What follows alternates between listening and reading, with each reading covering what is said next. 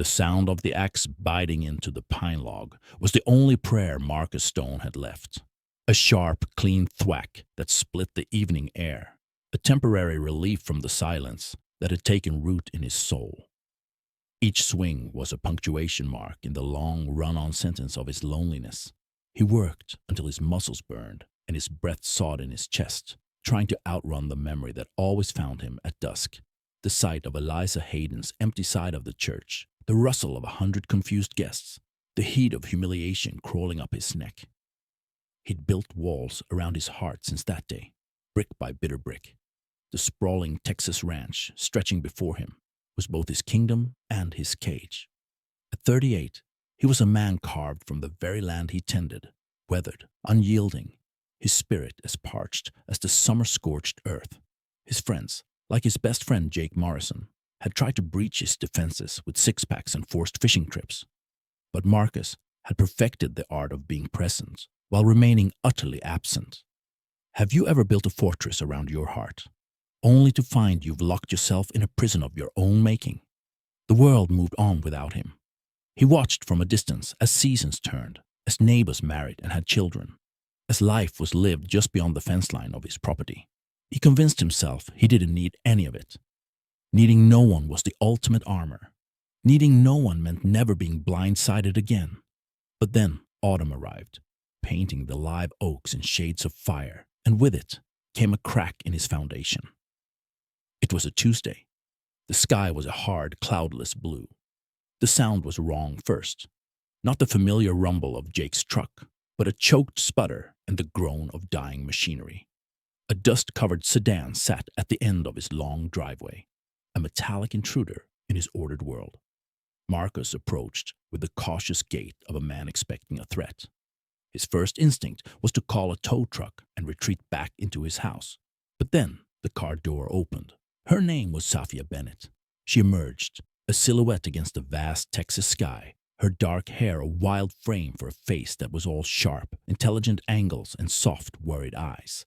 She wasn't just beautiful, she was a disturbance, a question mark where he had only periods. "I am so sorry," she said, her voice a low, steady alto that didn't match the frustration in her eyes. It just gave up. She gestured to the car as if it were a misbehaving pet. Marcus crossed his arms, his standard defensive posture. He offered a grunt, a non-committal sound. Safia explained she was trying to get to Cedar Creek for a job interview at the veterinary clinic. Her phone was a useless brick. She was stranded. Every instinct in him screamed to give her the number for Pete's towing and walk away.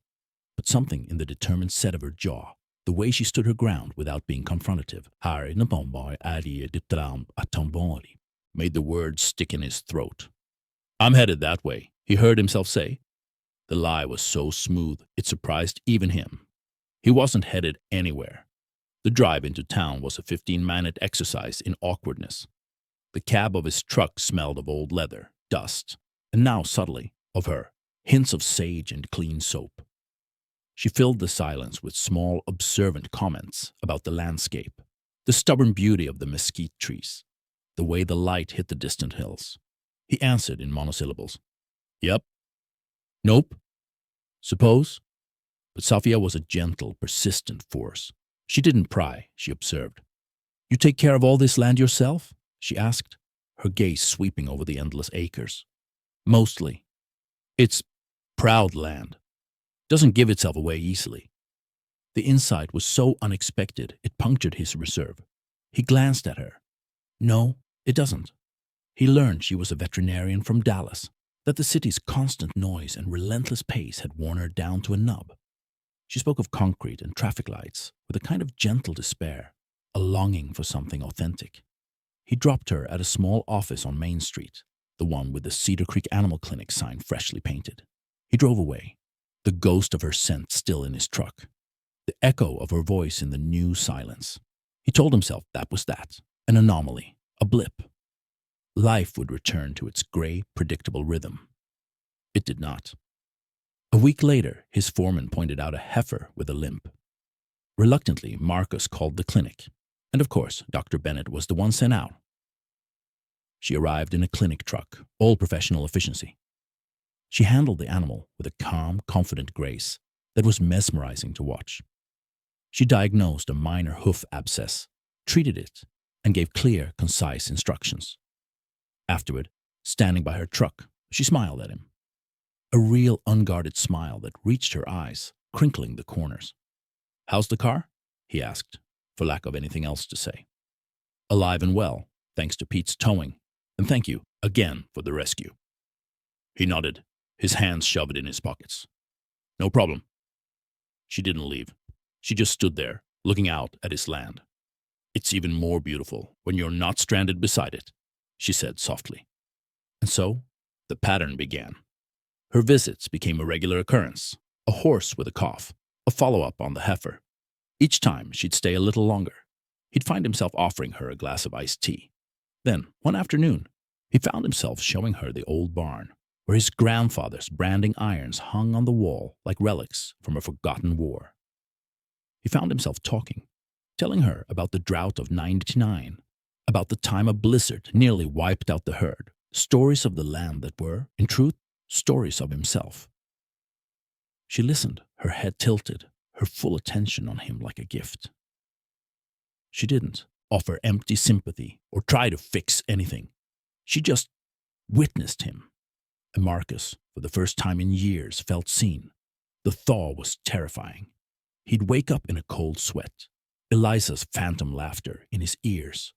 He'd be short with Safia the next day, retreating behind his wall, his words turning clipped and cold. He was testing her, pushing, waiting for her to sigh in exasperation and leave, thus proving his entire worldview correct. But Safia didn't leave. She'd simply accept his retreat, give him space, and return the following week with the same steady warmth, as if resetting the clock. Her consistency was a quiet rebellion against his cynicism. One evening, she found him on the porch, staring into the darkness, a storm of old memories brewing behind his eyes. He'd been particularly distant all day. "You don't have to tell me," she said, leaning against the porch rail. "But you look like a man fighting a war with a ghost." The observation was so accurate it stole his breath. The words tumbled out of him then, haltingly at first, then in a torrent. He told her about Eliza, the wedding plans, the suit, the empty church, the way his future had evaporated in a single sun-drenched afternoon. He told her about the pitying looks in town, the shame that had festered into this hard protective shell. Safia listened until he was spent, until the only sound was the crickets and the ragged edge of his own breathing. She was silent for a long moment. Then she said, "She didn't just break your heart, Marcus.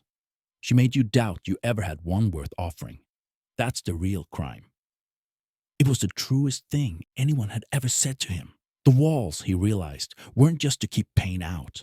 They were to hide what he believed was his own broken, worthless core. Winter's first chill was in the air the night he almost kissed her. They were standing by her truck, the moon a sliver of ice in the black sky. The moment hung between them, fragile and electric. He could see the question in her eyes, the willingness, and the fear. His old, familiar enemy clamped down on his throat. He took a step back. The hurt in her eyes was a physical blow. She just nodded, a small, tight movement. "Good night, Marcus," she whispered, and got in her truck. He stood there long after the red taillights had vanished, the cold seeping into his bones. He had gotten what he wanted. He had pushed her away. He was safe. So why did it feel like he had just handed his heart back to the ghost that broke it? Why did the silence of the ranch now feel like a verdict? He was safe, and he had never been more miserable. The silence after Safia left was a living thing. It wasn't the familiar, hollow quiet he had cultivated for years. This was a sharp, accusing silence, filled with the echo of her truck engine and the ghost of what he had almost done. The cold air on the porch felt different now. Not just an absence of warmth, but an active chill that seeped into the very bones of the house. For 3 days, Marcus didn't leave the ranch. He threw himself into the most punishing labor he could find, mending a fence line that didn't need it, cleaning out stalls that were already clean. He worked until his body screamed for rest, hoping exhaustion would silence the new, treacherous voice in his head, the one that whispered he had been a coward. Jake Morrison showed up on the fourth day, letting himself into the kitchen without knocking.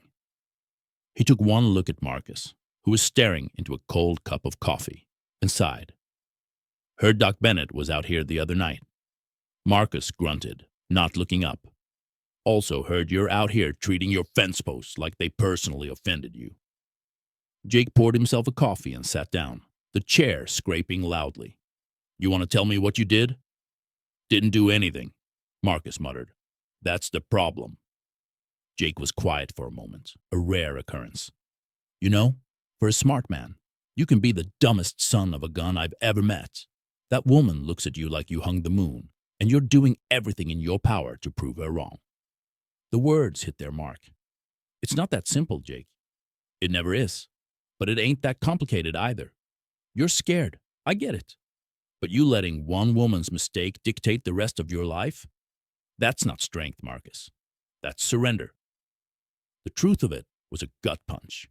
He had spent years thinking his isolation was a fortress. Now, he was starting to see it was a tomb. Have you ever been given a chance at a different life, only to find your own hands are the ones pushing it away? The following Monday, he had a legitimate reason to go into town for supplies. He told himself he wouldn't go by the clinic. He wouldn't look for her. But his truck, as if with a will of its own, turned down Main Street and slowed to a crawl as he passed a small white building. And there she was. Through the window, he saw her kneeling, comforting a nervous-looking terrier. Her back was to him, but he could see the gentle curve of her shoulders, the calm patience in her posture. She was everything real and good in the world, and he had pushed her away. He was about to drive on, to retreat back into the familiar safety of his regret, when she stood and turned. Her eyes met his through the glass. There was no anger there, no resentment, just a quiet, profound sadness that struck him harder than any slap. She didn't smile. She simply held his gaze for a long moment, then gave a slow, slight nod before turning back to her work. That nod undid him. It wasn't an invitation. It was an acknowledgement, a recognition of the chasm between them, one that he had dug with his own two hands. In that moment, the fear of losing her became far more terrifying than the fear of being hurt. He didn't go in. He wasn't ready for that, but he drove home with a new resolve settling in his chest, cold and hard as stone. He had to try. He had to prove to both of them that the man she saw wasn't a complete illusion. The opportunity came sooner than he expected. A late-season blizzard, rare for this part of Texas, swept down from the panhandle without warning. The weathermen called it a once-in-a-decade event. The sky turned a bruised purple, and the wind began to howl, carrying with it the first stinging flakes of snow. Marcus spent the day securing the ranch, moving the cattle to the most sheltered pasture, ensuring the generators were fueled. As the storm intensified, his thoughts drifted to Safia. She lived in a small cottage on the outskirts of town, old and not well insulated. The power would likely go out. She'd be cold, alone. The old fear whispered that it wasn't his problem, that she could take care of herself. But the new, fragile voice of responsibility shouted it down. This wasn't about romance. It was about basic human decency. He loaded his truck with extra firewood, blankets, and a thermos of hot soup his part-time housekeeper had left. He told himself he would just check on her, make sure she was safe. Then he would leave. The drive into town was a white-knuckle nightmare. The wind whipped the snow into a blinding horizontal sheet. The truck slid on the icy ruts of the road. It took him over an hour to navigate a journey that usually took 20 minutes. Her cottage was dark, a single beacon in the swirling whiteness. He knocked on the door, his heart hammering against his ribs. When she opened it, she was wrapped in a thick blanket, her face pale in the gloom. The surprise in her eyes was quickly replaced by a wary caution. "Marcus, what are you doing out in this?" "The generator," he said, the lie coming easier this time. "I was in town getting parts, saw the power was out on this side, wanted to make sure you had wood." He gestured to the stack in his truck. She hesitated, and for a terrible second, he thought she would send him away. Then she stepped back, pulling the blanket tighter. "Come in. You must be frozen." The inside of the cottage was cold, but he could see she had a small fire struggling in the hearth. He got to work without another word, bringing in armloads of dry wood, stoking the fire until it roared with life, filling the small space with a dancing orange glow. He checked the pipes for freezing, found an old kerosene heater in her shed, and got it running. He moved with a quiet efficiency, not speaking, just doing. It was a language he understood. Action, not words. When it was finished, the cottage was warming up. He turned to leave. You should be all right now. The fire will hold. I'll come check when the storm breaks. Marcus? Her voice stopped him at the door. Thank you. He just nodded, unable to meet her eyes. It wasn't just about the generator, was it? She asked softly. He froze, his hand on the doorknob. He could feel the weight of the moment, the precipice he was standing on. He could retreat, and this time he knew she would not wait. Or he could step forward into the terrifying unknown. He turned around slowly. The firelight played across her face, highlighting the gentle strength he had come to. What? Admire? Need? No, he said, his voice rough. It wasn't. He took a step towards her, then another, closing the distance he had created. I was wrong, Safia. What I did, pushing you away, it was the act of a coward. I was so afraid of history repeating itself that I tried to stop time altogether. She watched him, her expression unreadable. I can't fight a ghost, Marcus. I won't. You don't have to. She's gone. I'm the one who kept her here. He took a deep, shuddering breath. It felt like the first real breath he'd taken in years. I am terrified, but I am more terrified of watching you drive away for the last time. He reached out, his calloused, work-roughened hand hovering near her face. A question, a plea. For a heart-stopping moment, she didn't move. Then she leaned her cheek into his palm. It was the barest of touches, but it sent a current through him so powerful it felt like a jolt of lightning. The dam inside him broke. He didn't kiss her, not then. Instead, he pulled her into his arms, holding her tightly, burying his face in her hair. He just held her as the storm raged outside, as the fire crackled inside. He held her as if she were the only solid thing in a world that had been spinning out of control for years. And she held him back, her arms wrapping around his waist, her grip just as strong. They stood like that for a long time, not speaking. No words were needed. The long, frozen winter within him was finally, truly beginning to thaw. He stayed that night, not in her bed, but on her couch, stoking the fire, keeping watch. It was a vigil, a promise. When he drifted off near dawn, the storm had passed, and the first rays of the morning sun were turning the world outside into a glittering, pristine diamond. When he woke, she was sitting in a chair opposite him, watching him, a soft smile on her face. The power's back on, she said. He sat up, rubbing a hand over his face. I should get back to the ranch, check on the herd. She nodded. I have a full day at the clinic. There will be animals that need help after that storm. They were back to practicalities, but everything was different. The space between them was no longer a void, it was a bridge. He helped her dig her car out before he left. As he was about to get into his truck, she came up to him. She stood on her toes and pressed a soft, firm kiss to his cheek. Be careful driving home, she whispered. The simple gesture felt more intimate than any kiss he could remember. He drove home with the ghost of her touch on his skin, and for the first time, the memory of Eliza was completely silent. What happens when you stop running from your fear and finally turn to face it? You find it was never a monster, just a shadow. And shadows cannot exist in the light. The weeks that followed were a delicate, beautiful negotiation. They took things slowly. There were no grand declarations, no sweeping romantic gestures. Their relationship was built in the small, quiet moments. A shared meal after a long day. Her reading a book in his living room while he did the accounts. Him showing up at the clinic to drive her home when she worked late. He learned the landscape of her, the way she hummed when she was concentrating, the specific way she tied her hair up when she was working, the fact that she was fiercely, stubbornly independent, but had learned the grace of allowing someone to help her. And he, in turn, began to let her see the landscape of him. Not just a strong, silent rancher, but the man who worried about his aging livestock, who felt the weight of his family's legacy, who secretly loved old poetry but was too embarrassed to admit it. He brought her a book of Robert Frost poems one day, leaving it on her kitchen table without a word. She found it and didn't say anything, and just squeezed his hand, her eyes shining.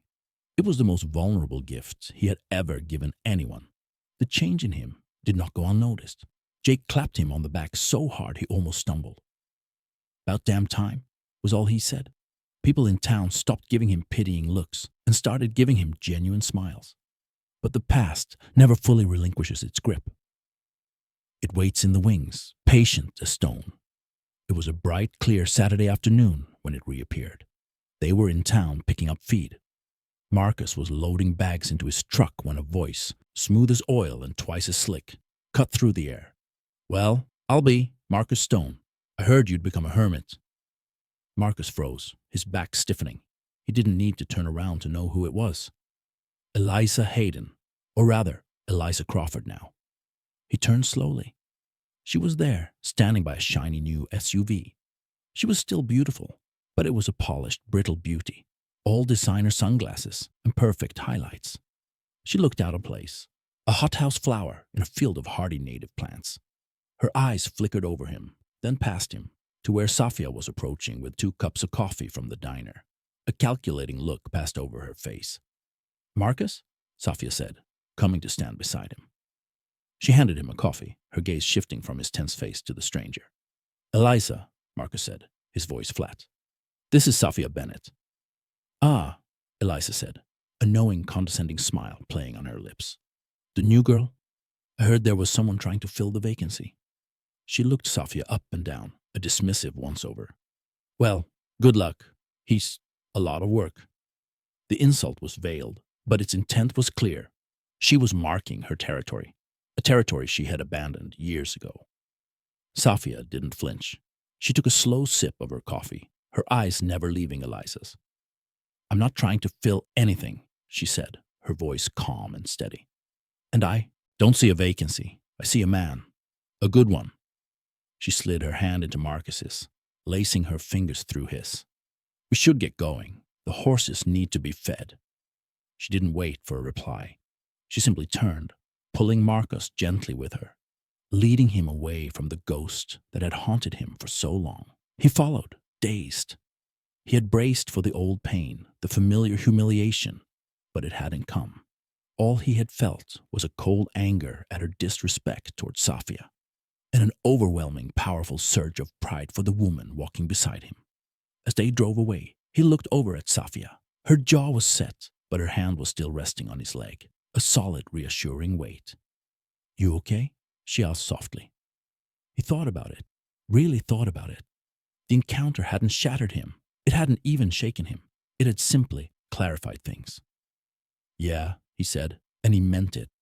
"I am." He realized then that Safia hadn't just helped him tear down his walls. She had helped him lay a new foundation, one built not on the fear of past pain, but on the hope of a future built together. The ghost had finally been laid to rest, not with the fight, but with the quiet, unshakable strength of a love that was real. And in its place, something new was being built, something that could withstand any storm. Spring did not simply arrive in Texas that year. It erupted. A riot of bluebonnets and Indian paintbrush carpeted the meadows, transforming the land from a canvas of muted browns and grays into a breathtaking tapestry of vibrant color. It was a resurrection, and Marcus Stone felt it echoing within his own soul. The long, frozen winter of his heart was over. Life on the ranch settled into a new, profound rhythm, one built not on solitude, but on partnership. Safia's presence was no longer an interruption, but the very pulse of the place.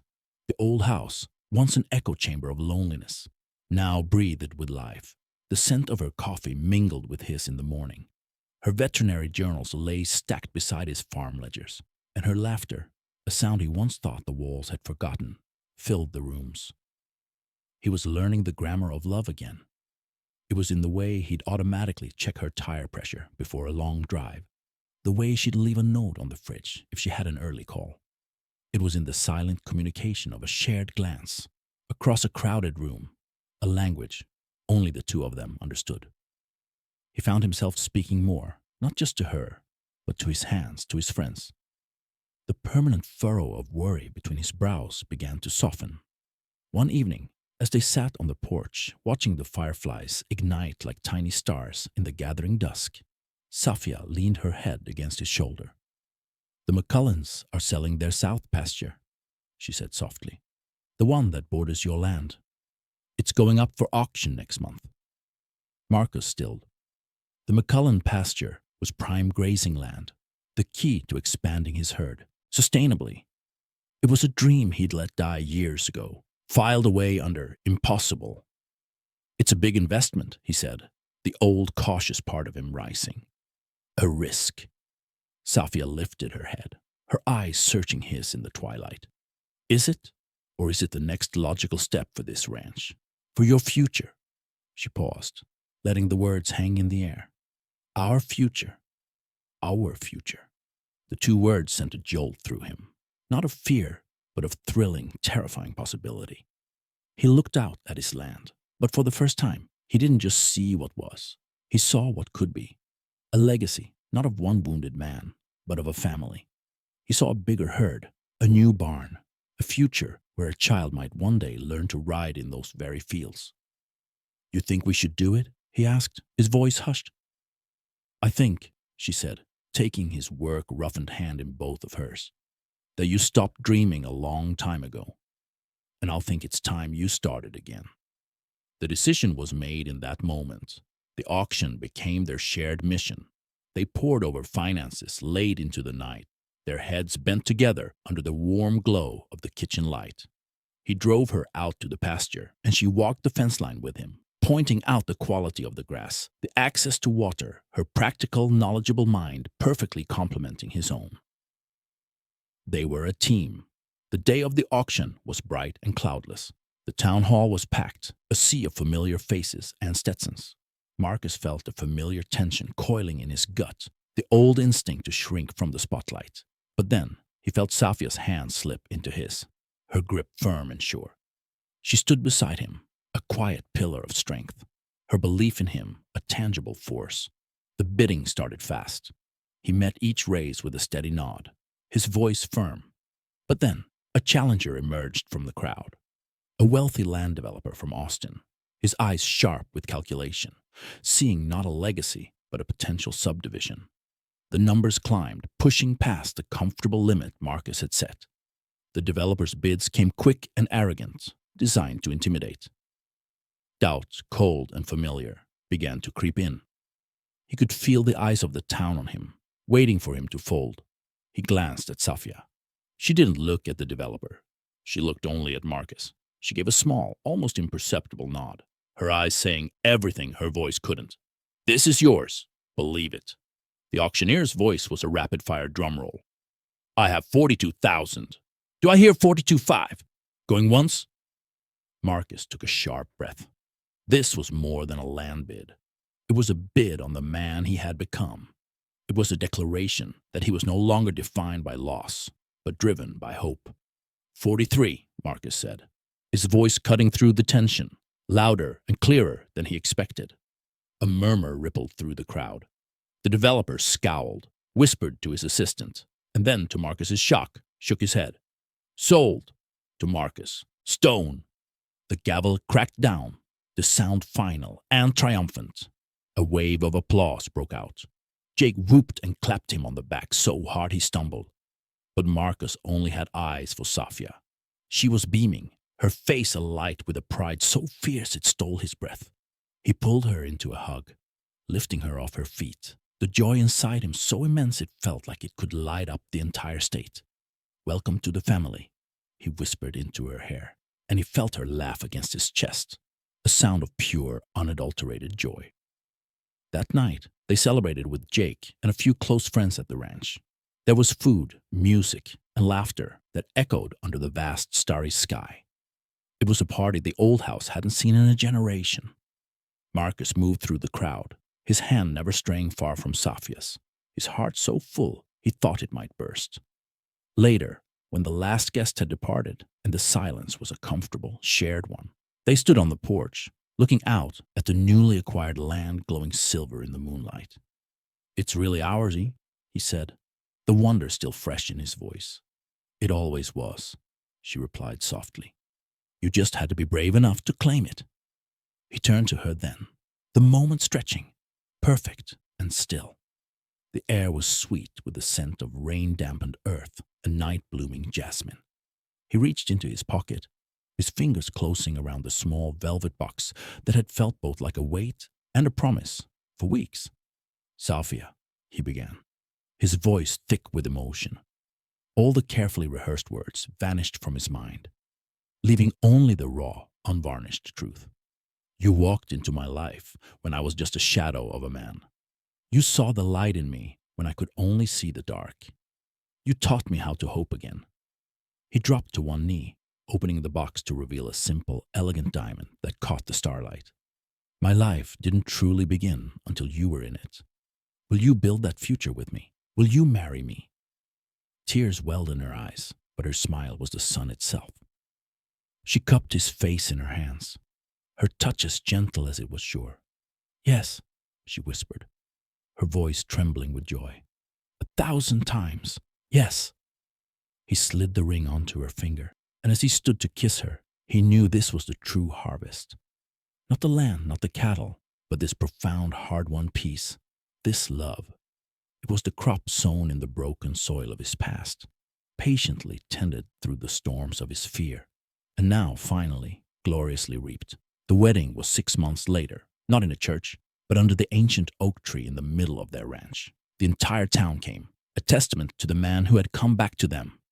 When Marcos saw Safia walking toward him, not in a white gown, but in a simple, elegant dress the color of cream, her dark hair crowned with bluebonnets, he felt a peace so deep it was almost holy. He held her hands as they said their vows, his gaze never leaving hers. He was no longer Marcus Stone, the betrayed. He was Marcus Stone, the redeemed, the loved, the whole. As the sun set, painting the sky in a final, spectacular blaze of orange and purple, he held his wife in his arms. The past was a closed book. The future was an open field, ripe with possibility, waiting for the seeds they would plant together. The man of stone was gone. In his place stood a man of light, his heart once shattered, now pieced back together with a gold so strong, so brilliant, it would shine for the rest of his days. And he knew, with a certainty that settled deep in his bones, that the greatest adventure was just beginning.